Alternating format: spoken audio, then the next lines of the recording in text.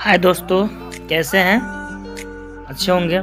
देखिए, मैं आज आपको मैट्रिक का मस्ट इम्पोर्टेंट जो कि ऑब्जेक्टिव क्वेश्चन मैं कराने वाला हूं, जो अभी आप देख ही रहे हैं 2022 में जो क्वेश्चन आया हुआ है, मैं उसको करा दे रहा हूं आपको।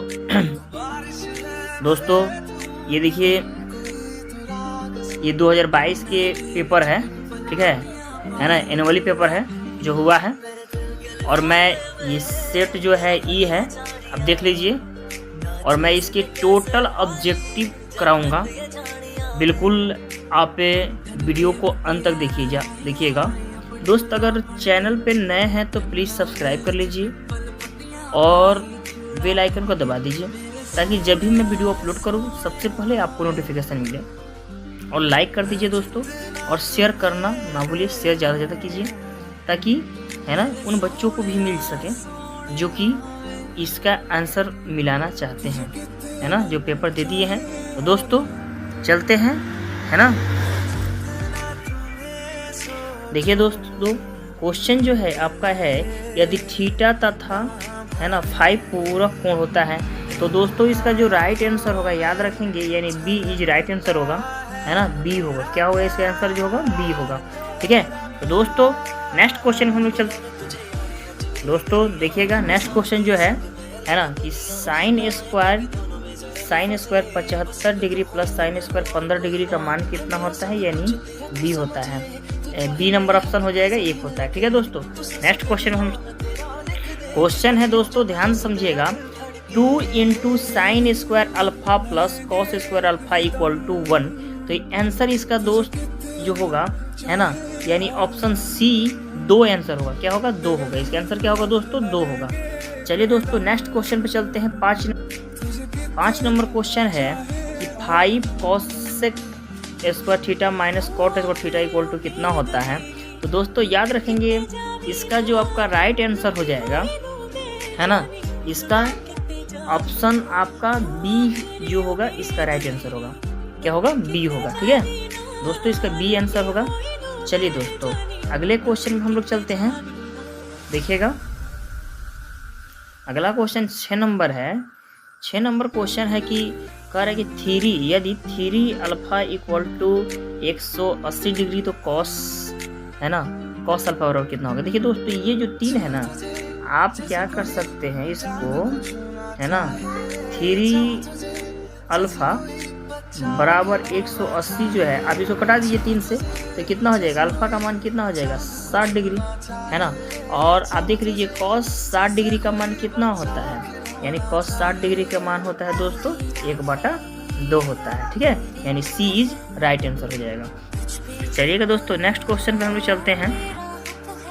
अगला क्वेश्चन है कि यदि alpha sine theta equal to 1, तो B cos theta equal to 1, तो टैन थीटा।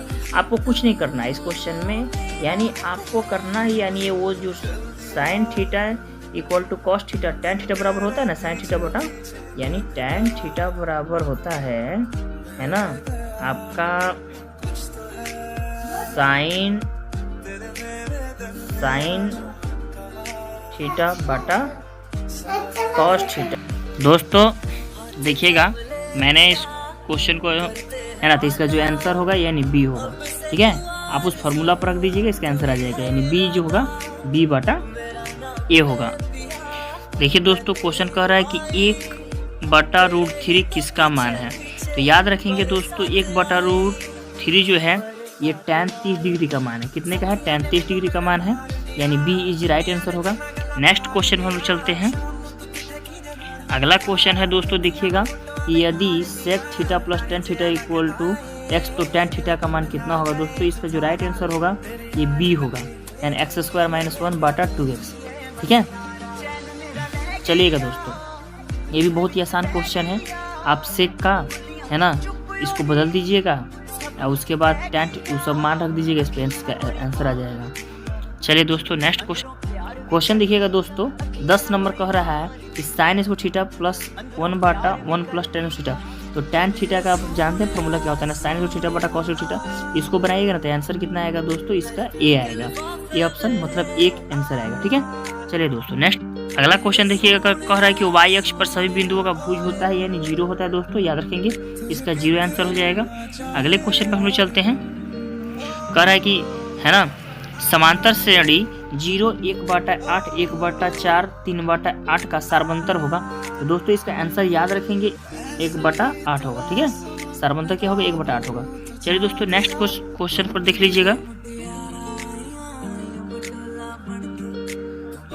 देखिएगा दोस्तों, क्वेश्चन नंबर 14 है ना, कि यदि a × 0 - 8 और b - 12 0 को मिला रेखाखंड के मध्य बिंदु का निर्देशांक है तो इसका राइट आंसर होगा यानी सी होगा। क्या होगा, सी होगा। ठीक है दोस्तों, इसका सी आंसर होगा। चलिए नेक्स्ट क्वेश्चन हम देखिए दोस्तों। क्वेश्चन है कि यदि त्रिभुज ABC के शीर्षों का निर्देशांक आपको दिया है तो इसके केंद्रक का निर्देशांक पूछ रहा है, यानी इसका आंसर जो होगा डी इज राइट आंसर होगा। ठीक है दोस्तों, नेक्स्ट क्वेश्चन पर आगे देखिए दोस्तों। इस क्वेश्चन का जो आंसर होगा संरेखी का, आप इसको निकाल सकते हैं संरेखी वाला सूत्र पे।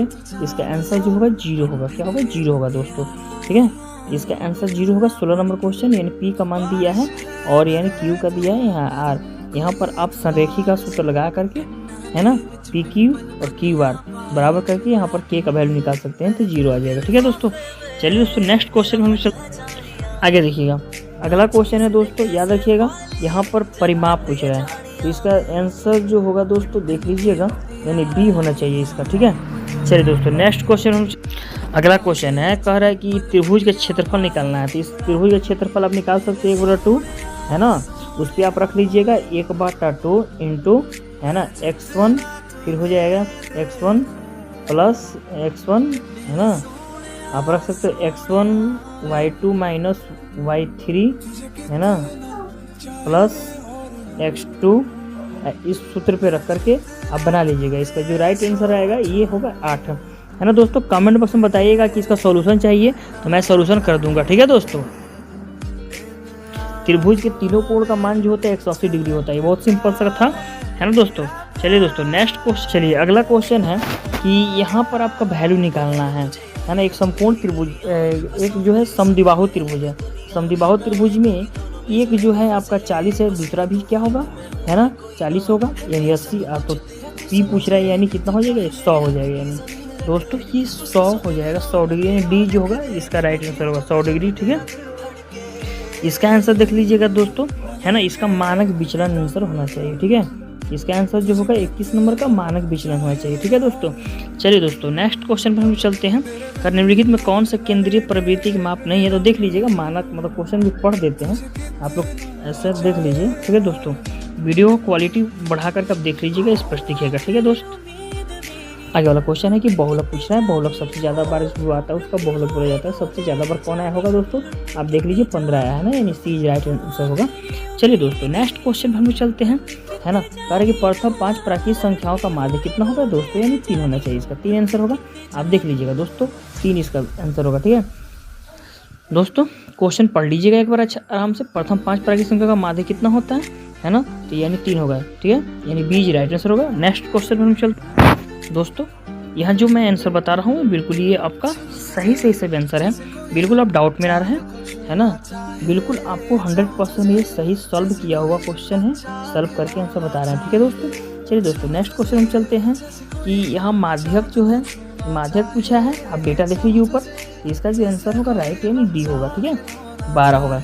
चलिए दोस्तों नेक्स्ट क्वेश्चन में हम चलते हैं। आगे वाला क्वेश्चन क्या कहते हैं, देखिए दोस्तों ये कह रहा है कि माध्य का 3 गुना और माध्य का 2 गुना का अंतर बराबर होता है दोस्तों, यानी इसका आंसर जो होगा बहुलक होगा। ये फॉर्मूला है। ठीक है दोस्तों बिल्कुल ये 100% ये सत्य मतलब और राइट आंसर मैं बता रहा हूँ आपको। देखिएगा दोस्तों, कह रहा है कि ये भुजा वाली समबाहु त्रिभुज का क्षेत्रफल, सिंपल है, √3/4 गुने भुजा स्क्वायर, यानी सी इज राइट आंसर होगा। ठीक है, आंसर क्या होगा दोस्तों? सी होगा। ठीक है, अगला क्वेश्चन है दोस्तों, ध्यान समझिएगा।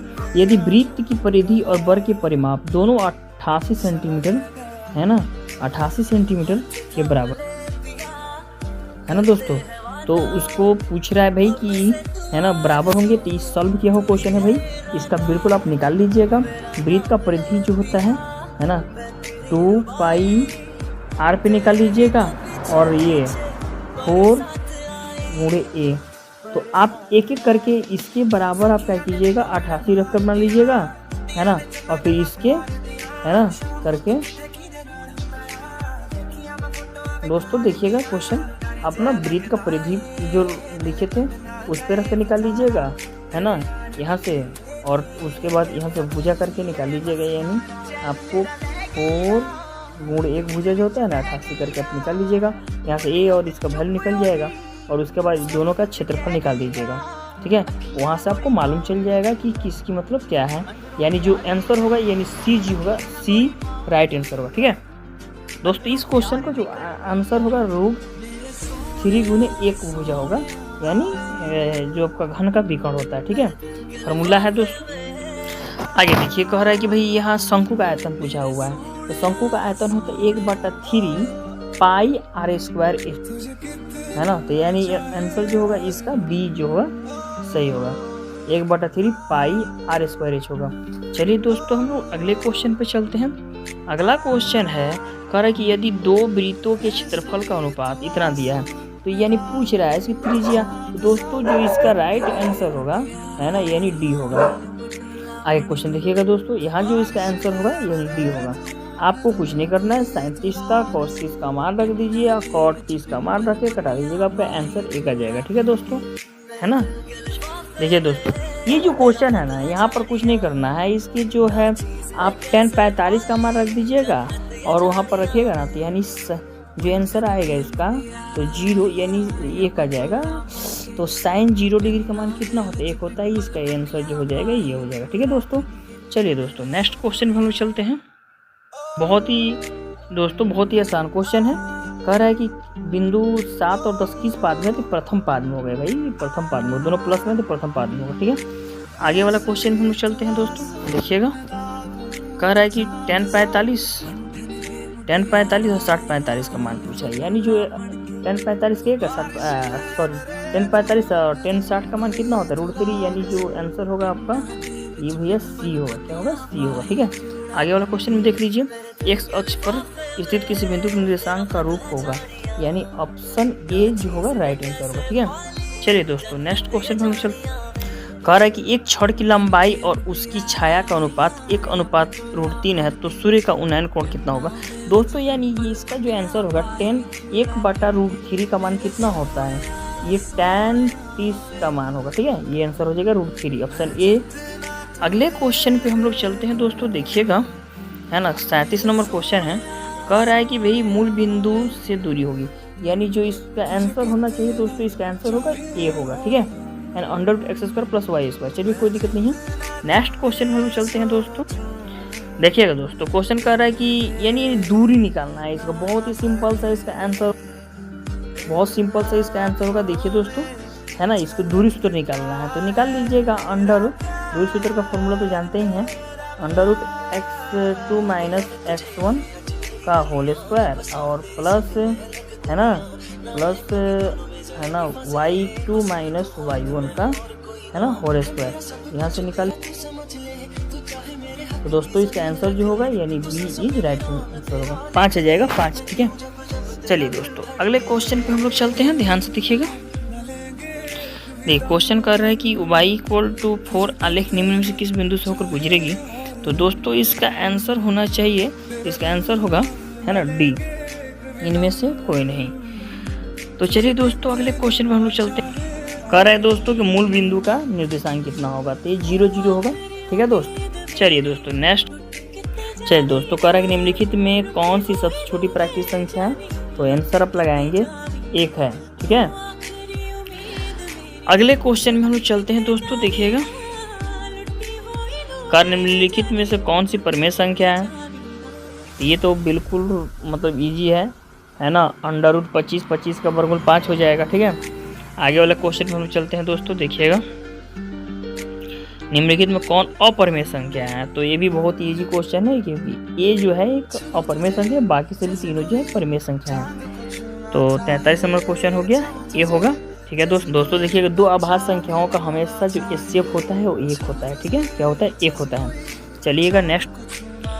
हाँ, इसका जो आंसर होगा दोस्तों, यानी सी इज राइट आंसर होगा, क्योंकि जितनी पर रेकॉर्डिंग रहता है उतना 9 लिखते हैं। ठीक है, चलिए दोस्तों आगे वाला क्वेश्चन के 18 और 72 का मौसम बिल्कुल 18 आंसर होगा। ठीक है ना। 46 नंबर क्वेश्चन का आंसर क्या होगा? 18 होगा। आप आंसर एक बार देख लीजिए।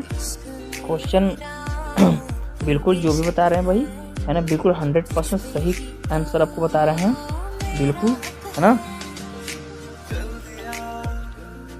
चलिए देखिएगा, है ना, इस 12 का हर का परिमेयकरण 12 का परिमेयकरण कीजिएगा तो ये आ जाएगा 12, यानी 4 के 12, 2 का वर्गमूल ये हो जाएगा। दोस्तों मैं जो भी आपका आंसर बता रहा हूँ बिल्कुल 100% है, क्योंकि मेरे भी स्टूडेंट जो है मतलब मैट्रिक एग्जाम दे रहे हैं, तो मैं जो भी सॉल्यूशन करा रहा हूँ आपको, है ना, बिल्कुल सॉल्यूशन भी भूलिएगा तो मैं कमेंट बॉक्स में सॉल्यूशन करा दूंगा सबका, है ना। लगभग मैं बता दे रहा हूँ। इसका देखिएगा, आप तोड़िएगा ना तो ये हो जाएगा 4 के 12, यानी 4 का वर्गमूल कितना हो जाएगा? 2, है ना, रूट में रह जाएगा 3, यानी ऑप्शन कौन सा होगा? ये डी जो होगा इसका राइट आंसर होगा। ठीक है दोस्तों, डी जो होगा इसका राइट आंसर हो जाएगा। चलिए दोस्तों नेक्स्ट क्वेश्चन हम आगे और देखिए दोस्तों, क्वेश्चन देखिएगा बिल्कुल, है ना, कि क्यू पी एक धनात्मक पूर्णांक है तो धनात्मक सम होता है। तो देख लीजिएगा दोस्तों, इसका जो आंसर होगा ये बी होगा, p+1 होगा। ठीक है, अगले क्वेश्चन में देखिए दोस्तों, कितना आसान क्वेश्चन है। दशमलव पर से शांत होगा। शांत वही संख्या होती है जिसमें उसके हर का अगर आप अभाज्य गुणनखंड निकालोगे 2 और 5 के रूप में आ जाता है, तो वही संख्याएं जो होती हैं शांत होती हैं। तो इसमें से ऑप्शन जो देखिएगा दोस्तों, है ना, सी जो है 45 है, लेकिन 5 मिलेगा, उसमें 2 नहीं मिलेगा। लेकिन डी देखिएगा 5 भी मिलेगा आपको और यहाँ पर 2 भी मिलेगा, यानी जो ऑप्शन होगा इसका शांत में 19/80 आंसर होगा। चलिएगा दोस्तों अगले क्वेश्चन हम लोग देखते हैं कि देखिए अशांत का गया, तो अशांत जो होगा बिल्कुल ये सी इज राइट आंसर होगा, क्योंकि इसको 1 से 21 को तोड़िएगा ना तो इसमें 2 और 5 मिलेंगे नहीं। ठीक है ना दोस्तों, ये शांत अशांत का रूल है। चलिए दोस्तों नेक्स्ट क्वेश्चन हम इस क्वेश्चन को देखिए दोस्तों, है ना, ये सॉल्व थोड़ा सा नहीं किया गया इसलिए बता रहे हैं, बताइएगा कमेंट बॉक्स में इसको, तो मैं 51 नंबर क्वेश्चन को सॉल्व करके बिल्कुल बता दूंगा। ठीक है दोस्तों, देखिए क्वेश्चन का कह रहा है ना, ये आपको संपूर्ण त्रिभुज पाइथागोरस दिया गया है, तो यानी कर्ण का स्क्वायर बराबर लंब का प्रहार का स्क्वायर होता है, यानी क्यू का मान कितना हो जाएगा भाई? क्यू का यानी 90 डिग्री हो जाएगा। ठीक है, यानी डी इज राइट आंसर होगा। चलिए दोस्तों नेक्स्ट क्वेश्चन पर हम चलते हैं। ठीक है, ये भी क्वेश्चन थोड़ा सॉल्व नहीं किया गया है, आगे कहिएगा कमेंट बॉक्स में, तो मैं इस क्वेश्चन को भी सॉल्व करा दूंगा दोस्तों, है ना, सॉल्व करा दिया जाएगा इस क्वेश्चन को भी, आप बताइएगा तो। ठीक है, चलिए दोस्तों अगले क्वेश्चन में हम चल देखिए दोस्तों 55 नंबर क्वेश्चन की, है ना, ये बिल्कुल सॉल्व किया गया क्वेश्चन है ना। तो यानी दोस्तों याद रखिएगा, कह रहा है क्वेश्चन समझिएगा बात को, ये क्वेश्चन क्या कह रहा है, क्वेश्चन समझिएगा। कह रहा है कि 6 सेंटीमीटर त्रिज्या वाले वृत्त पर खींची गई 2 स्पर्श रेखाओं के बीच की दूरी, तो यानी दोस्तों ये आपका एक वृत्त हो गया, है ना। अब यहाँ इसकी त्रिज्या जो है ये 6 सेंटीमीटर की है और ये भी 6 सेंटीमीटर की है, और यहाँ पर एक स्पर्श रेखा खींच दी गई, एक स्पर्श रेखा खींच दी गई। इन दोनों में कितनी की दूरी हो रही है भाई? 12 हो रहा है, क्योंकि 6 जुड़ जाएगा तो क्या हो जाएगा? 12, यानी ऑप्शन जो होगा सी इज राइट आंसर होगा। ठीक है, क्या होगा दोस्तों? सी आपका बिल्कुल राइट आंसर होगा। चलिएगा दोस्तों नेक्स्ट क्वेश्चन पे हम लोग चलते हैं, है ना। कह रहा है कि किसी बाह्य बिंदु से वृत्त पर कितनी स्पर्श रेखाएं खींच सकते हैं? तो दोस्तों वृत्त बिंदु किसी भी हम वृत्त पर अनंत स्पर्श रेखाएं खींच सकते हैं। ठीक, देखिए कह रहा है कि दी गई आकृति में, है ना, यहाँ पर पूछ रहा है कि ए ओ बी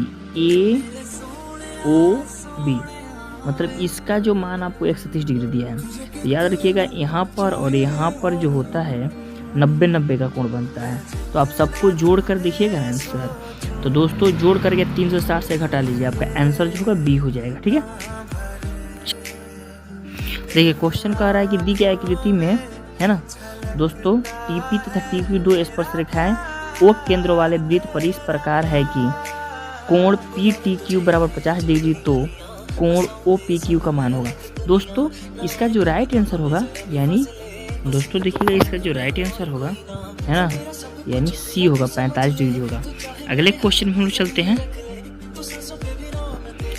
क्वेश्चन कह रहा है कि बाह्य रूप से स्पर्श करने वाली दो वृत्तों के घनिष्ठ स्पर्श रेखा हो सकती है, कितनी होगी? इसका राइट आंसर ए होगा, है ना।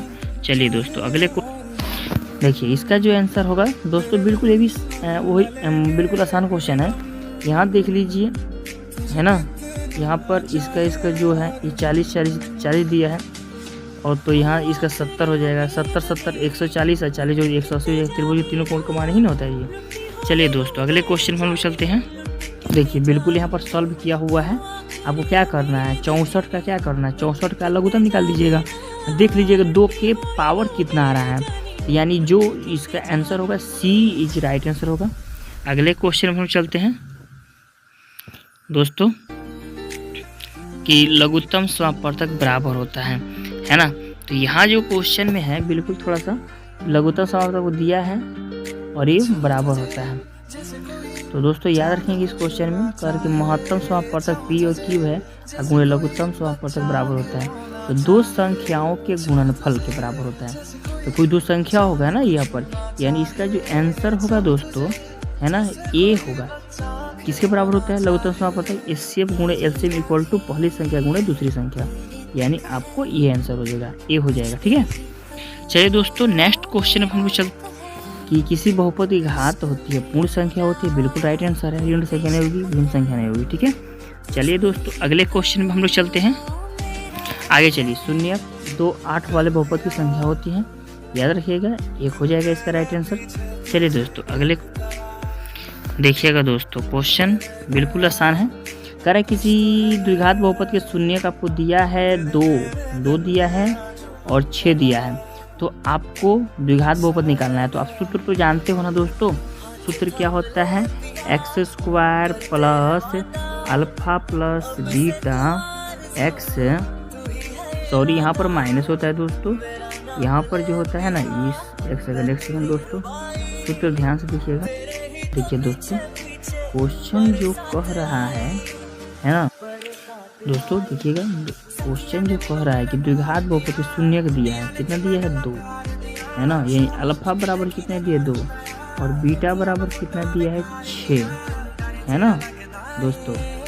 अब देखिए करना क्या है, आपका सूत्र क्या द्विघात सूत्र x² है ना, x² होता है और उसका होता है माइनस होता है x² minus alpha plus beta into x plus alpha गुणे बीटा। अब यहाँ पर आप वैल्यू रख दीजिए, तो रखिएगा ना दोस्तों, है ना। अल्फा की जगह 2 रखिएगा, यहाँ 6 रखिएगा, ये 8 हो जाएगा। यानी जो डी जो होगा इसका राइट आंसर होगा, क्या होगा? डी। आगे देख लीजिए, द्विघात बहुपद y² प्लस 16y55, यानी 11 5 55 तोड़िएगा ना दोस्त, तो दोनों ही प्लस में आएगा, दोनों क्या है, और उसके बाद उधर भेजिएगा तो ऋणात्मक आंसर आ जाएगा। आंसर क्या आएगा इसका? ऋणात्मक आएगा। इसे गुणनखंड कर दीजिएगा, आप बिल्कुल गुणनखंड कर दीजिएगा। ठीक है, आगे वाला क्वेश्चन हम लोग देखिएगा, है ना। ये कह रहा है कि शून्य के दूसरे के व्युत्क्रम है तो के का मान। दोस्तों इसको सॉल्व बोलिएगा तो हम सॉल्व करा देंगे, इस क्वेश्चन को सॉल्व नहीं किया। ठीक है ना। कमेंट बॉक्स में बताइएगा कि सर इस क्वेश्चन को सॉल्व करा दीजिएगा। ठीक है, तो हम कल मतलब बोलिएगा तो करा देंगे, सॉल्व करा देंगे इस क्वेश्चन को। ठीक है, नेक्स्ट क्वेश्चन हम चल आगे देखिए। x² 5x माइनस 12, तो पी का मान कुछ नहीं करना है, पी का जहाँ है ना वहाँ 1 रख देना है। तो आंसर इसका क्या आ जाएगा दोस्तों? यानी आंसर आ जाएगा सी। अगले क्वेश्चन में हम लोग देखते हैं कि एक समीकरण दिया गया, इसका हल पूछ रहा है। तो दोस्तों इसका एक अद्वितीय हल होगा, आप निकाल सकते हैं, है ना। a1 बटा a2 है ना, नॉट इक्वल टू b1 बटा b2, इसी पर होगा इसका आंसर, तो यानी बी ये राइट आंसर होगा। चलिए दोस्तों अगले क्वेश्चन में हम चलते हैं। देखिए दोस्तों, इस समांतर श्रेणी का सामान्य पद इतना दिया है, तो सारा अंतर पूछ रहा है। तो दोस्तों इसका जो आंसर होगा है ना 13 होना चाहिए, 13 ही होगा। ठीक है दोस्तों, यानी माइनस क्या होगा? -13 होगा। ठीक है, आगे क्वेश्चन देख लीजिएगा दोस्तों। कह रहा है कि समांतर श्रेणी का है ना ये पद कौन सा है, मतलब कौन सा पद 0 है। तो दोस्तों आपको कुछ नहीं करना है, a प्लस देखिए यहाँ पर मैंने बनाया भी क्वेश्चन को सॉल्व किया है, तो आंसर देखिए कितना है 12, ठीक है। तो आप क्या करना है दोस्तों, an इक्वल टू है ना a प्लस n-1 और गुणे का d कर देना है, आपका बन जाएगा, ठीक है। इस पे आप बना लीजिएगा दोस्त, देख लीजिए दोस्तों, इसको मैंने सॉल्व कर दिया क्वेश्चन को, है ना। ये कैसे सॉल्व हुआ है ना। आप सबका मान ऐसे सब भर दीजिएगा, रख दीजिएगा, और बस फार्मूला जो होता है ना लंब बटा कोण उस पर रख दीजिएगा। लंब साइन सी के सामने का क्या हो जाएगा, ये हो जाएगा लंब 12 और कोण कितना हो जाएगा 13, यानी 12/13 आंसर आपका आंसर हो जाएगा। मैंने यहाँ भी सॉल्व किया, देख लीजिए यहाँ भी कर दिया, आप देख लीजिए। आगे क्वेश्चन है, देखिए दोस्तों, cos थीटा बराबर p, तो tan थीटा का मान पूछा है, तो आपको कुछ नहीं करना है, यानी cos थीटा का मान दे दिया है, tan थीटा का मान पूछ रहा है ना। तो देखिए दोस्तों मैंने क्वेश्चन को यहाँ पे सॉल्व किया है ना, आप देख सकते हैं यहाँ पे मैंने क्वेश्चन को सॉल्व किया है, ठीक है। आप देख लीजिए यहाँ पर सॉल्व किया है, cos थीटा बराबर p, तो cos और cos का उल्टा क्या होता है, सेक होता है 1/p। अब sec theta square minus tan theta equal to 1, उस पर रख करके आप देख लिया, यानी आंसर कितना आएगा दोस्तों, ए इज राइट आंसर होगा, ठीक है। आगे हम चलते हैं अगले को, ये कितना आसान क्वेश्चन है ना दोस्तों। 1/sin थीटा का उल्टा क्या होता है, cosec थीटा होता है, हो गया। और sec theta into cosec theta, sec और cos थीटा बराबर कितना एक होता है, इसका आंसर 1 हो जाएगा 76। देखिए दोस्तों यदि cot थीटा का मान 1/√3 है तो सेक थीटा, आप इस पे क्या कर सकते हैं, आप यहाँ से ऐसे करके है ना आप निकाल सकते हो। cot थीटा का फॉर्मूला क्या हो जाता है ना, आपका tan का उल्टा होता है, यानी आधार बटा लंब हो जाता है। तो दोस्तों आधार कितना हो जाएगा, 1 हो जाएगा, है ना। लंब कितना हो जाएगा, सॉरी आधार 1 हो जाएगा, आइए कितना हो जाएगा, लंब √3 हो जाएगा। क्या हो जाएगा दोस्तों, है ना √3 हो जाएगा, ये आ जाएगा √3 1 हो जाएगा। आपको निकालना है कोण, निकाल लीजिएगा, तो कोण है ना इसका स्क्वायर कीजिएगा 3 हो जाएगा, इसका कीजिएगा। यहाँ पर देखिए हम निकाले हुए हैं, है ना कोण का, यानी √3 का वर्ग कीजिएगा 3 हो जाएगा, ठीक है ना। कोण बराबर क्या होता है, अंडर रूट, क्या होता है अंडर रूट कोण लंब का स्क्वायर प्लस आधार का स्क्वायर। तो दोस्तों देखिएगा ये हो जाएगा 3 1 4 4 का वर्गमूल 2, यानी ये आ जाएगा 2, ठीक है। अब 2 आ जाएगा, आप पूछ क्या रहा है, सेक थीटा पूछ रहा है ना। तो आप सेक थीटा का मान निकाल दीजिएगा। सेक थीटा क्या होता है, cos थीटा का उल्टा, यानी उसका हो जाएगा कोण बटा क्या हो जाएगा, आधार हो जाएगा। और कोण कितना है, कोण आपका 2 है, आधार कितना 1, यानी देख लीजिएगा सेक का पूछा है ना, तो कोण बटा आधार हो जाता है। चलिए तो दोस्तों इसका राइट जो आंसर होगा ये होगा, क्या होगा 2 हो जाएगा। आप देख लीजिएगा दोस्तों बिल्कुल राइट आंसर है, इसका आंसर क्या हो जाएगा 2 हो जाएगा, ठीक है। चलिए दोस्तों आगे हम चलते हैं क्वेश्चन पे, ये भी बिल्कुल आसान क्वेश्चन है दोस्तों, देखिएगा है ना। कह रहा है कि 45 का मान दे देते, 10 sin 45 और cos 45 का मान कितना हो जाता है, 1/√, यानी देख लीजिए आपका आंसर जो आएगा क्या हो जाएगा, √2 आंसर आ जाएगा, ठीक है। √2 यानी ऑप्शन ए हो जाएगा। यहाँ पर देख लीजिएगा मैंने इस क्वेश्चन को सॉल्व भी किया है ना। वीडियो क्वालिटी बढ़ा दीजिएगा, है ना।